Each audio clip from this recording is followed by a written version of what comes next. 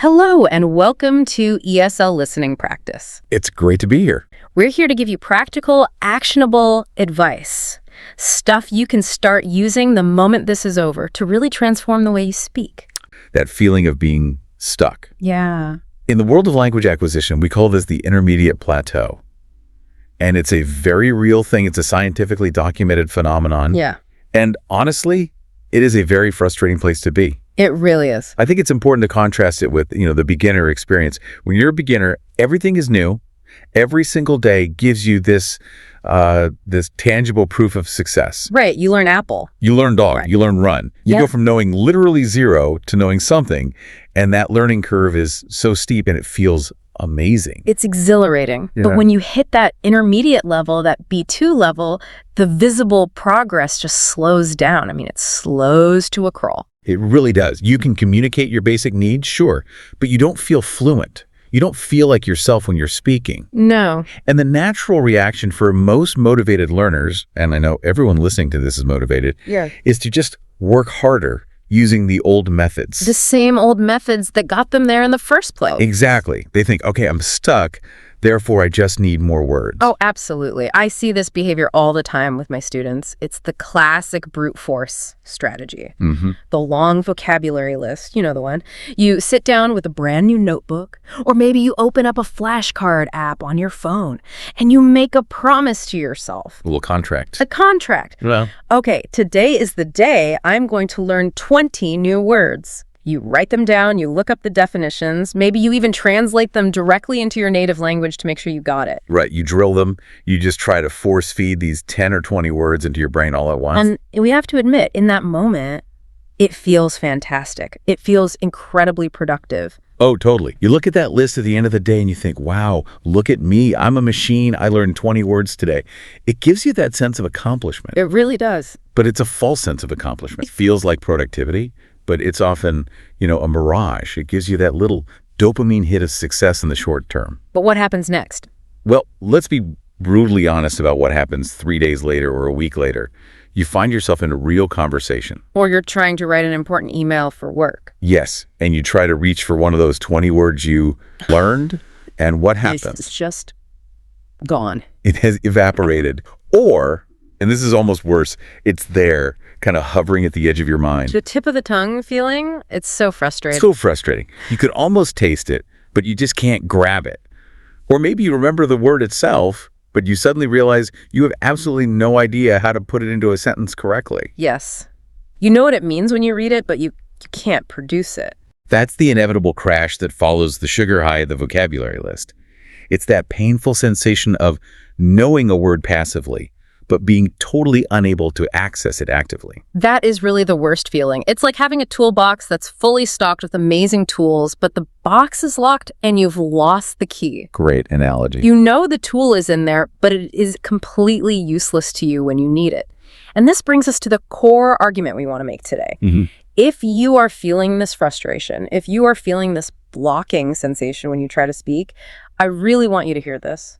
You are not alone. Not at all. This is the universal struggle of the B2 learner. And more importantly, it is not your fault. It's not that your memory is bad. It's not that you aren't smart enough or talented enough at languages. No, the problem is the method. The problem is how you are trying to stuff these words into your brain. That is the thesis statement for today, plain and simple. At the B2 level, memorizing lists of isolated words is no longer enough. In fact, we'd argue it can actually hold you back. It can damage your fluency. So we need to fundamentally shift the goal. We do. The goal for today is to move you from just collecting words like they're stamps or coins to using active, meaningful English. We need to look at the neuroscience of why the brain rejects these lists and what you should be doing instead to actually get that effortless flow. Okay, so let's unpack that. Let's dig into the mechanism. Why does memorization fail? Right. Why can I look at a flashcard 50 times and still freeze up when I try to use that word in a Monday morning meeting? It seems so counterintuitive. It does. If I memorize the definition, logic tells me I should know the word. But our experience as teachers and all the research into language acquisition shows that the brain just doesn't work that way. The brain hates isolation. That's the key word right there, isolation. When you write a word on a list, let's say the word is inevitable, and you write the translation next to it, You are asking your brain to store a piece of abstract data with absolutely no context. No. It's like trying to hang a heavy winter coat on a smooth wall with no hook. It just slides right down to the floor. The brain needs those hooks. It needs context to attach to the new information to. And when you learn a word in isolation, you fall into what we call the translation trap. Yes. You remember the translation in your native language? So in your head, you have this hardwired link. English word equals native word. But that translation doesn't tell you anything about how to use it. It doesn't tell you how to actually drive the word in a sentence. It doesn't tell you the mechanics. I love that analogy of driving the word. Because knowing the name of a car, Ferrari, doesn't mean you know how to operate the gears or how it handles a corner. Not at all. And when you just memorize a list, you lose all the critical nuance. All of it. You miss out on the actual usage. How do real human beings use this word to convey meaning? You miss out on the prepositions. What little connecting words stick to this big word? And you miss out on register. This is a huge one. Is this word formal? Is it slang? Is it something you say to your boss or something you say to your friend at the bar? A dictionary definition almost never tells you that effectively. So you might use a word that is technically correct in terms of its meaning, but it sounds completely bizarre or maybe even rude in the context you're using it. Precisely. Let's make this really concrete with a case study. This is an example that almost every intermediate learner I have ever met struggles with. Okay. The word advice. Oh, a classic. A total classic. Yeah. Now, if you are listening to this, you almost certainly know what advice means. If you saw it in a text, you would even pause. Right. But think about when you want to use it. Many learners come from languages like French or Spanish, where advice is a countable noun, or where it pairs with a very generic verb like make or do. Mm-hmm. So they get into a conversation and they want to tell their friend they have a suggestion. They pause. They hesitate. They think, can I say, I want to give you an advice. Or I want to do an advice. Exactly. And they freeze. They freeze because they know the noun, but they don't know the support structure around it. That is such a perfect example. I hear, give me an advice all the time. And look, a native speaker will understand you. We're not confused by it. No, the meaning gets across. But it immediately marks you as a learner. It just halts the natural flow of the conversation. And that blocking sensation comes because you are frantically searching your mental files for the right verb. Right. But if you had learned the word advice correctly from the beginning, you wouldn't have learned it as just advice. You would have learned the collocations. You would have learned the chunk, give advice. Or ask for advice. Or take someone's advice. Without those supporting verbs, that noun is just sitting there. It's heavy and useless. You can't move it around the sentence. And that hesitation is what kills fluency. Fluency is not about knowing the most obscure words in the dictionary. No, it's not about knowing the word for photosynthesis or combustion engine. Fluency is about the speed of retrieval. It's about how fast you can get the idea from your brain out of your mouth. And if you have to stop and assemble the sentence like a puzzle, okay, I have the noun advice, now I need a verb. Does do work? No. Does make work? Maybe. By the time you figure it out, the conversation has moved on. The moment is gone. And that's the block. The blocking happens because your brain is doing way too much processing work in real time. You're just overloading the system. Okay, so we've established that isolation is the enemy. It creates this high-friction, slow-motion way of speaking. Right. So let's talk about the solution. If we aren't supposed to be memorizing lists, what are we supposed to do instead? Well, the alternative is something that sounds almost too simple, but it is fundamentally how native speakers operate. Talk about chunks. To understand chunks, you have to understand that native speakers are not, geniuses who are constantly applying complex grammar rules at lightning speed. We are piecing sentences together word by word like a mason laying individual bricks. We're retrieving pre-built phrases. Pre-built. We don't build the house by laying one brick at a time. We build the house using prefabricated walls. We just grab a whole section and slot it right in. That is a chunk. I really want everyone listening to visualize that image.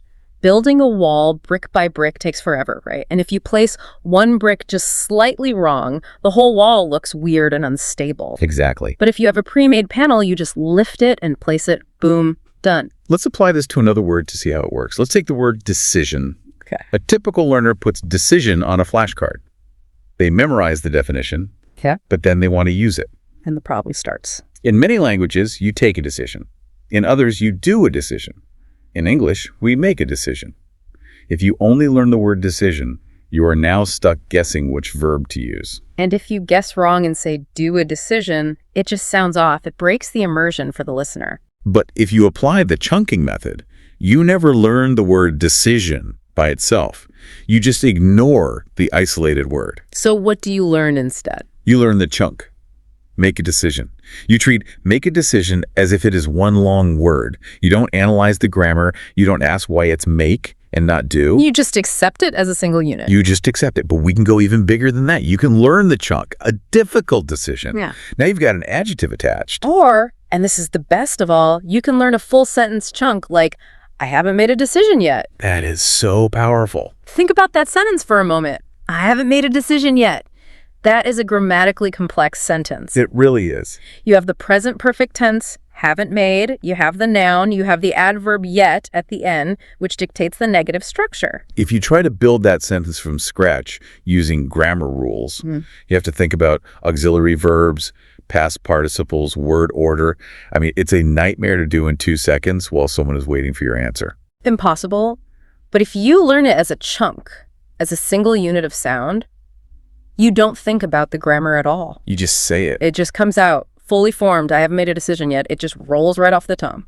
And that is the ready-to-use benefit.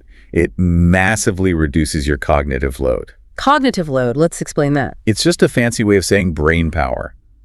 You only have so much brain power available at any given moment.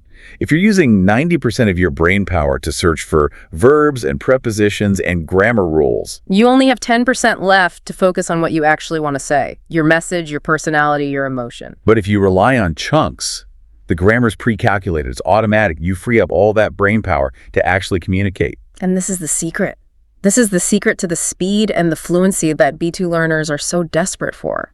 It is truly a game changer. It shifts you from being a mechanic, constantly trying to fix the engine while you're driving, To being the driver, just enjoying the ride. Now, I want to move to another strategy that works perfectly with chunks. We talked about how the brain needs hooks. Well, one of the best hooks you can use is reality itself. We call this situational anchoring. Situational anchoring is all about filtering your learning through the lens of real life. So many learners try to learn words because they might need them someday. They're hoarding. They're hoarding. But the brain is an efficient machine. It's like a professional declutterer. If you put a piece of information in there and the brain looks at it and says, I have no idea when I'm ever going to use this, It hits the delete button. it presses delete. It gets rid of it to save space and energy. To make a word stick, you have to convince your brain that this word is necessary for your survival, or at least your social survival. So you have to ask yourself this crucial question. Where would I actually use this word? And be specific. Don't just say in English. No. Visualize the scene. Let's walk through some scenarios. Take the airport. Yeah. Traveling is a high-stress situation, which actually makes it great for memory because your emotions are high. That's a great point. So don't just learn the word luggage. Close your eyes. Visualize the check-in counter. Visualize the conveyor belt. Visualize that feeling of panic when you don't see your bag. Now, attach the chunks to that scene. Check in. Baggage claim. Is this the line for boarding? Yes. If you anchor the words to that specific movie playing in your head, they stick. Exactly. It creates a little mental file folder in your brain labeled airport. And when you walk into an airport, your brain automatically opens that folder and all those words and chunks are right there at the top. Another great scenario is small talk. Everyone hates small talk, but we all have to do it. It's unavoidable. Weekend plans, hobbies, the weather. If you learn the phrase, it's pouring rain, don't just learn the words. Visualize looking out your office window and seeing the rain hammering down.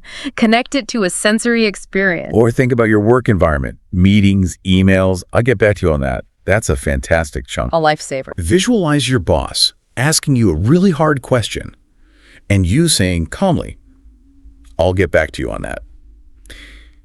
If you can't visualize a scenario where you would use a word, I have some pretty radical advice. What's that? Maybe you don't need to memorize that word right now. That is such liberating advice. We feel this pressure to know everything, right? To do. But if you're a B2 learner, you don't need to know the word for a specific type of medieval castle unless you're a historian. Right. If it doesn't serve your reality, let it go. Focus on the words that help you navigate your actual life. And this connects so well to the psychological barrier we need to talk about. We've talked about the cognitive side, the brain mechanics, but we have to talk about the emotional side. The fear factor. The fear factor. This is huge. I would argue that for many intermediate learners, psychology is a bigger barrier than vocabulary.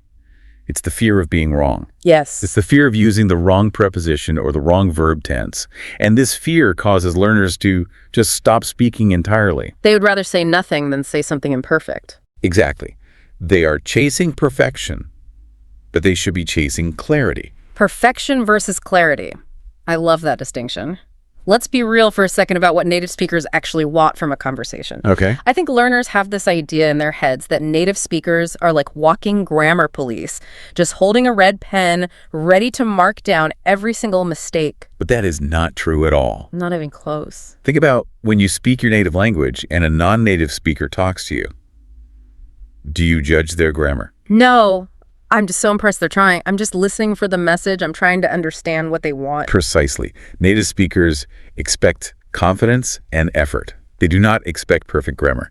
If you say, I go to store yesterday, instead of, I went to the store yesterday. Is it grammatically correct? No. Is it 100% clear what you meant? Yes. Communication was successful. You exchanged information. That is the win. And when you obsess over perfection, you turn on that internal translator we mentioned earlier. Yes. And you get stuck in that negative loop of translating, checking, correcting, and translating again in your head. It just kills the natural rhythm of a conversation. It makes you look terrified, which then makes the other person uncomfortable. But when you focus on meaning, when you just focus on, I want to get this idea across, speaking becomes so much more natural. Your whole body relaxes. Yeah. Your face relaxes. And ironically, when you relax, you actually speak better English because your brain isn't locked up in panic mode. It's a paradox, isn't it? It is. To speak better, you have to care less about being perfect. You have to give yourself permission to make mistakes. The goal is connection, not correction. I love that. Connection, not correction. Okay, so we've covered the mindset, the chunking, and the anchoring. Now I want to talk about the fuel. How do we get these chunks into our heads in the first place if we're not using flashcards? And the answer is input. Specifically, listening over memorizing. Automatic learning. That's what we're aiming for. Think about how children learn their first language. You don't see a 2-year-old studying a grammar book. You don't see a 3-year-old drilling flashcards. They learn by immersion. They just listen. They hear their parents, their siblings, the TV. They hear the same phrases over and over and over again in different contexts. Time for bed, eat your dinner, put on your shoes. They hear these chunks hundreds, maybe thousands of times. And eventually the brain just absorbs the pattern. It learns the feel of the language. The collocations, the tone, the rhythm. All without ever looking at a textbook. And the good news is, adults can do this too. There's this myth that once you hit a certain age, your brain just loses this ability. That is simply not true. It's not. We just stop using it. We stop trusting our ears and we start trusting our eyes and our books. But you can replicate this process. You need to flood your brain with spoken English. Podcasts like this one are absolutely perfect for it. Conversations, interviews, real stories. You need to hear how words are actually used in the wild, not just in a dictionary. And the key here is contextual repetition. Yes. When you see a word on a list, you see it once, in one context, which is the list itself. Not very helpful. But when you listen to a podcast, you might hear a word like struggle used in 5 different sentences over the course of an hour. Right, you hear it used to talk about a physical fight, a difficult math problem, or an emotional difficulty. And your brain starts to triangulate the meaning. It builds a 3D model of the word based on all these different data points. That's deep learning. And that's the kind of learning that sticks, because it's tied to a narrative, to a voice, to an emotion. And it's stress-free and automatic. So if you are a B2 learner, this is your new homework. Stop staring at lists and start listening. Find topics you actually care about. This is so important. If you love cooking, listen to cooking podcasts. If you love tech, listen to tech reviews. The content matters more than the English lesson aspect of it. Your brain will absorb the language if you're interested in the message. And this brings us to the B2 shift. We need to really define what it means to be at this level and how your goals need to change. Okay. If you're B2, you already know a lot of English. You have the foundation. The house is built. Now you're decorating. You're refining. Exactly. The goal shifts from acquisition, just getting more raw material, more words, to application, using what you already have more effectively. I like that. You aren't building the walls anymore. You're painting them. The new goals for the intermediate learner are, well, I'd say they're threefold. What are they? You want to react faster, you want to speak more freely, and you want to sound more natural. Notice that none of those goals are know 10,000 words. Not at all. You can know 10,000 words and still be slow and rigid and totally unnatural. You can have a massive passive vocabulary and be a terrible speaker. Or you can have a smaller, tighter active vocabulary full of these useful chunks and phrases and be an incredibly charming and effective speaker. And the shift is realizing that memorizing more definitions will not achieve these goals. No. Only using the words you already know better will get you there. It's about depth, not width. It's about quality over quantity. It's about taking the word make and absolutely mastering it rather than learning the word for photosynthesis, which you might use once a decade. If that. So as we wrap up this discussion, I really want to leave our listeners with a challenge, a final mindset shift to take away with you. It all comes down to how you evaluate your success at the end of the day. It does. We're so conditioned by school to measure success by numbers. I got an A. I learned 20 words. I studied for 2 hours. Right. And I want you to stop asking that old question. How many words did I learn today? That question is a trap. It just leads you right back to the vocabulary lists. So what's the new question? The new question to start asking yourself is, how naturally can I use English today? Or did I have a clear interaction today? Did I understand that podcast segment without translating it in my head? That small tweak changes everything. Yeah. If you focus on natural usage, you will naturally start doing all the right things. You'll gravitate towards chunks, towards listening, towards real-world context. You'll stop stressing about the numbers and you'll start actually enjoying the communication. And that is what it's all about, isn't it? Language is for connecting with people. It's not for passing a test. So, here is our advice. Our final piece of advice for today. Close the vocabulary notebook. Put down the flashcards, at least for a while. Go listen to a story. Go talk to a friend. Go talk to yourself in the mirror using full phrases and chunks. And trust your brain. Trust that it knows what to do if you just give it the right kind of input. Absolutely. You've done the hard work to get to B2. Now is the time to enjoy the process of becoming truly fluent. It's a journey, but it should be a fun one. Thank you so much for listening to ESL Listening Practice. We hope this session gave you some aha moments and some real tools to break through that plateau. Keep listening, keep speaking, and remember, Fluency is about connection, not perfection. We'll see you next time.